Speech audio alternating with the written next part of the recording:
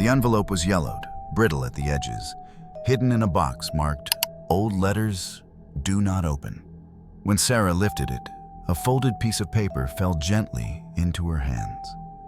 The kind of paper that had witnessed decades of silence. Her father, sitting across the room, caught sight of it and froze. There, in shaky cursive, was a message from a soldier who had never returned home. A man they had all thought lost to history. One letter, one story, and a truth that would ripple through generations, touching hearts, igniting pride, and forcing questions no one had dared to ask. The old attic smelled of cedar, dust, and memories long forgotten. Sarah's fingers trembled as she moved the boxes aside, uncovering the fragile envelope. The moment she lifted it, a shiver ran down her spine. A shiver not from the cold, but from the weight of what lay within. The letter had been sealed for decades, yet it seemed to breathe, carrying a pulse of someone who had once lived and sacrificed, whose words had been waiting silently for the world to hear them. Her father, Thomas, leaned against the doorframe, his eyes narrowing as he recognized the handwriting. It was familiar. He had held it once, long ago, and had thought it lost. The realization hit them both in a silent, heavy wave. This letter was from their grandfather, a soldier who had never come home. Thomas took the envelope from Sarah's hands with a trembling touch. Each crease, each smudge of ink spoke of time, of battles fought far away, of nights spent under alien stars, and of longing for a family that would never see him again. He exhaled slowly, feeling the ache of decades of unanswered questions. Inside, the letter was simple. The words were careful, heartfelt, almost fragile in their honesty. He had written about home, about the friends who would not survive the war, and about the hope that his family would carry on, even if he could not. This one letter, left forgotten in an attic, now had the power to shape how a family remembered courage, honor, and legacy.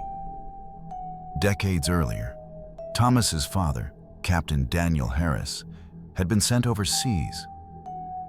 The war had taken everything from him: the laughter of friends, the warmth of the sun on peaceful mornings, the quiet security of family dinners.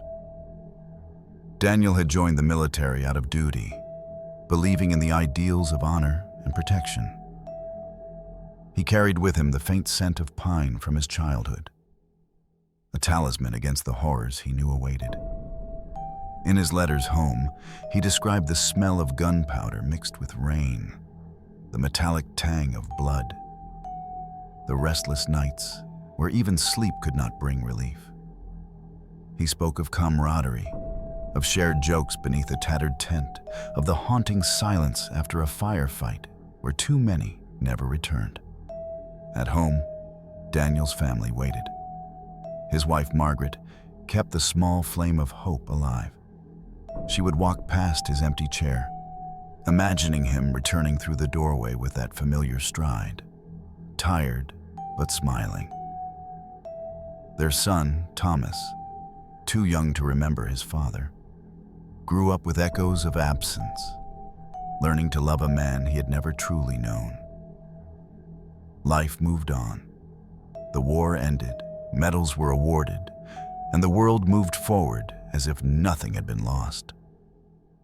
Yet Daniel's sacrifice was quietly buried beneath the weight of normalcy. Public recognition was sparse. A forgotten plaque on a city wall, a name fading into obscurity. And while others celebrated victories in history, the Harris family grappled with the void left by a hero who had given everything, but whose story remained silent. When Sarah and Thomas opened the letter, it wasn't just a connection to a man they had never truly met. It was a confrontation with injustice, the world had moved on. But the truth of Daniel's courage had been left unspoken. The absence of recognition, the erasure of personal sacrifice from public memory, struck them with a moral weight that was both heavy and urgent. Sarah read aloud, her voice soft but steady, the words almost trembling as she spoke them. Each sentence revealed a depth of wisdom and quiet strength. Daniel wrote about enduring hardships without complaint, about protecting others even at personal cost, and about living a life defined not by fame, but by integrity. As the letter unfolded, Thomas's mind wandered back to the small gestures of his father he had noticed as a boy, the careful polishing of boots, the habit of straightening his posture even when unseen, the subtle ways he maintained discipline and honor. Daniel's silence in life had been his power. Now, decades later, it demanded acknowledgement. Yet the world outside remained indifferent.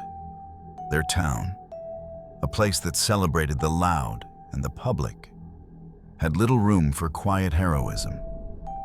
Bystanders turned their heads when medals were mentioned. Conversations moved swiftly past war stories, and history textbooks skimmed over Daniel's unit as though their deeds were insignificant. The injustice was palpable, pressing, nearly suffocating.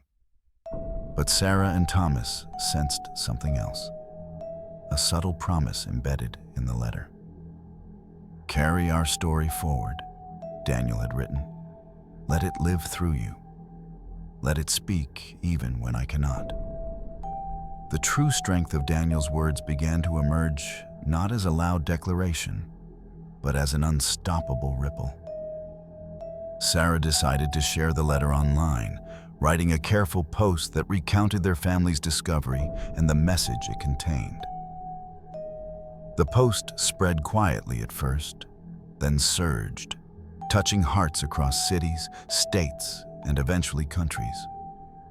Veterans, historians, and ordinary citizens were moved not just by Daniel's courage, but by the dignity with which he had lived and the care with which he had thought of his family. Suddenly, the silent hero, once forgotten, was recognized. Invitations came to speak at schools, to participate in memorial events, and to contribute to discussions about war and sacrifice. Public authorities who had once overlooked the contributions of Daniel's unit now acknowledged them. A plaque was unveiled, not as a token, but as a testament to the lives lived and lost, to the quiet dignity that had shaped generations. The world shifted, not because of anger, but because the truth, carried in ink and paper, demanded it. The culmination came on a crisp autumn morning. The town gathered at the War Memorial, where the new plaque had been installed. Families, veterans, schoolchildren, and townsfolk stood together, an unbroken line of quiet respect. Thomas held Sarah's hand, feeling the warmth of connection, the power of history restored. As a military officer read aloud excerpts from Daniel's letter, there was no cheering, no forced applause, only a deep, collective breath of recognition. The silence was reverent, almost sacred. Bystanders who had once ignored the past now bowed their heads in acknowledgement. Even the wind seemed to carry the echoes of decades, rustling leaves in gentle applause. In that moment, the forgotten soldier was present, not in flesh, but in essence, in words, in hearts.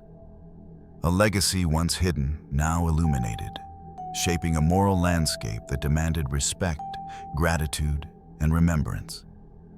The attic, once filled with dust and forgotten memories, now held a different power. It was a reminder that courage does not always roar. Sometimes it waits, patient, silent, unshakable, until the world is ready to honor it. Sarah and Thomas understood finally that their grandfather's message was more than a family heirloom. It was a moral compass, a lesson in integrity, and a challenge to carry forward dignity in a world that often rewards noise over substance. They placed the letter in a glass frame, a permanent testament to silent heroism. And as they did, they knew that the letter's words would live beyond them, inspiring future generations to recognize courage, respect, sacrifice, and honor legacies. If this story touched you, imagine the stories hidden in your own family's past. Take a moment to reflect.